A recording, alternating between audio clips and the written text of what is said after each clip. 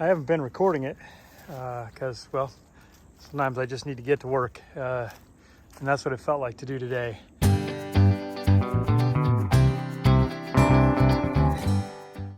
But all this was very heavily overgrown. It was like all this stuff over here and like this over here. But this is ultimately my property line. All right, and I'm trying to put up some fencing on the front side here. And it goes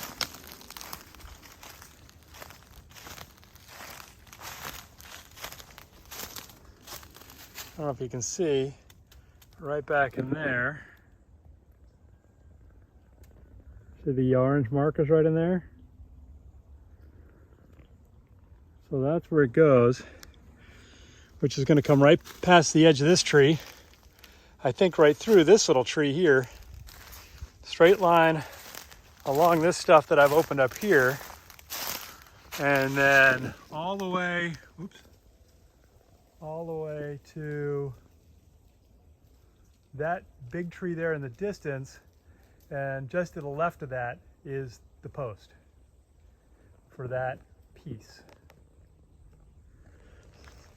And so I've been out here trying to open this up enough that I can get some fencing through, and it's just it's quite a challenge. But I'll open all this up, clear that out, and this will eventually become pasture back in here. One of the challenges with this, and this is kind of a cool collection of oaks here, just boom, boom, boom in a circle. But it's this pit, which, I don't know, opened up over time, but somebody was using it for a dumping ground because they're not a good person. So I got a lot to clean up here. I got to clean up all the trash. I got to clean up some of these trees in order to open this space up. And then coming out the backside here, just I've got it opened up here, but it's going right back to that tree there because there's my orange markers right there.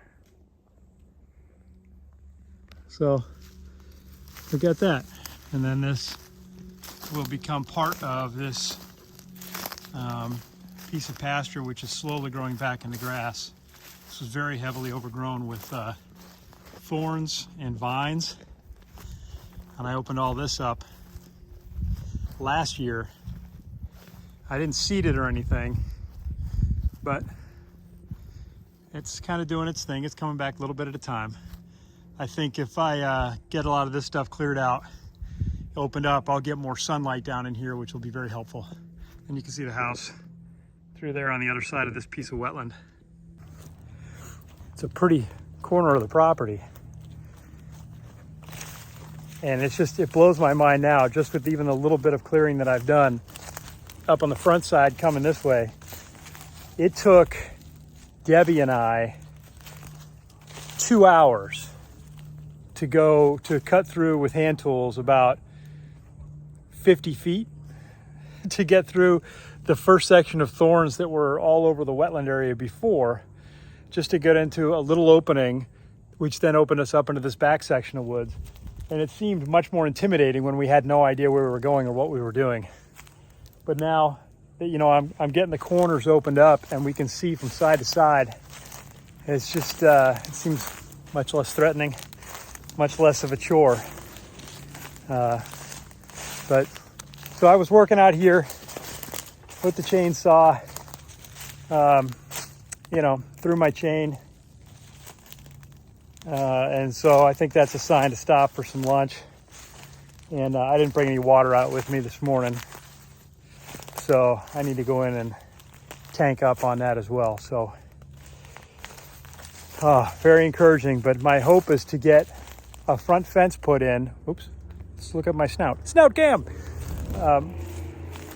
My hope is, wow, I can hear the road, but that's between a quarter and a half mile away. So being in this little bowl area that we capture all the sounds.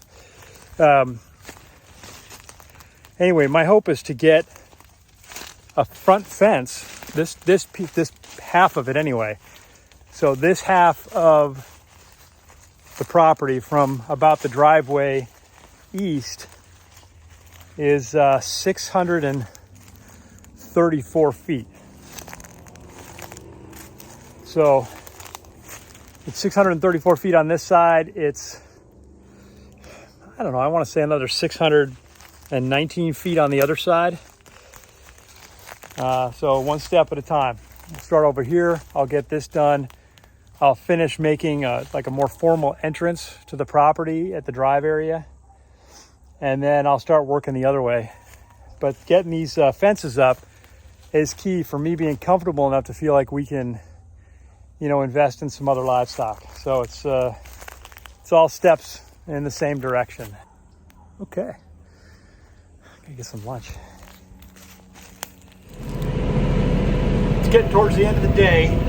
I just did an equipment swap on the tractor because I got just enough daylight left where I can hit that field and knock down that high grass and those brambles so that I can get a clean line for the fence, so I can see where the fence line needs to be along the ground without getting snagged on anything.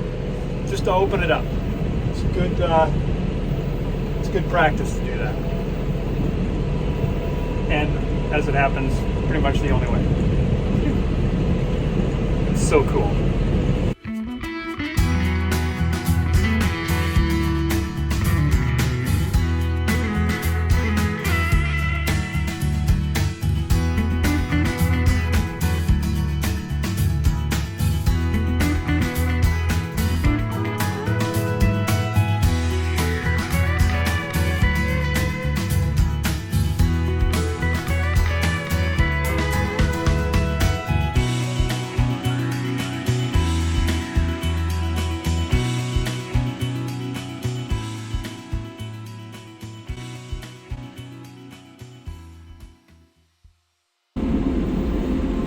Well, got dark pretty fast. I didn't have as much time with daylight as I thought. But that's all right. It's got lights. I need to adjust my two highlights though, because the headlamps, I have to really lift the grapple out of the way for the headlamps to light. So I know it means I got to adjust these top ones so that I can see. I don't know, I like being able to see what's right in front of my tires, so that probably is the point. So I just want to make sure I'm setting myself up for success with this, you know. Otherwise, I got that stuff cut. That sets me up to get a good start in the morning.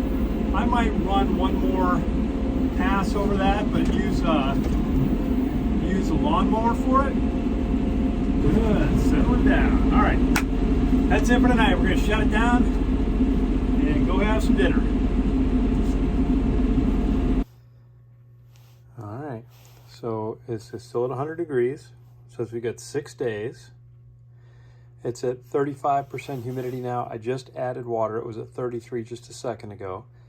So I just added water using the old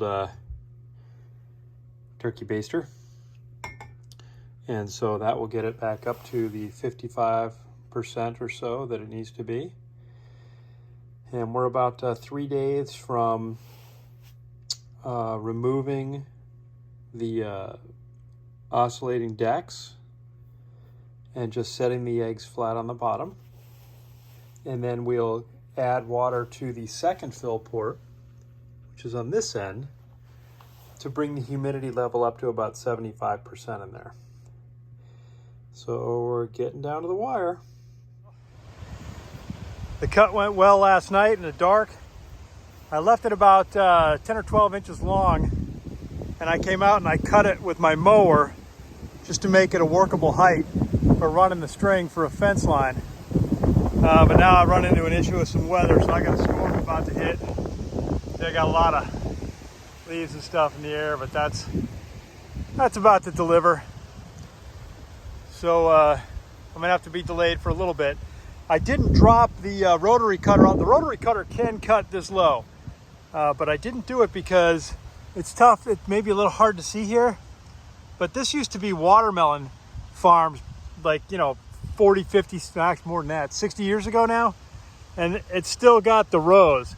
And so when I dropped the cutter down, I would have ended up just chewing up the ground and digging trenches with it. And I didn't want to do that to my equipment. So this was the next best solution. And I think it worked out all right. I'll be able to work with this. I like it. It's good progress. I can see the line now. And I was way off before. I probably gained another, by doing a straight line, a snap line, I probably put another 20 feet over here that I didn't realize was on my property previously. So that's good. Now that's part of what, you know, surveys and fences do for you. It removes the argument if you do it right. So it is about to get wet. I'm gonna go put my tools away and then be a smart guy and get out of this.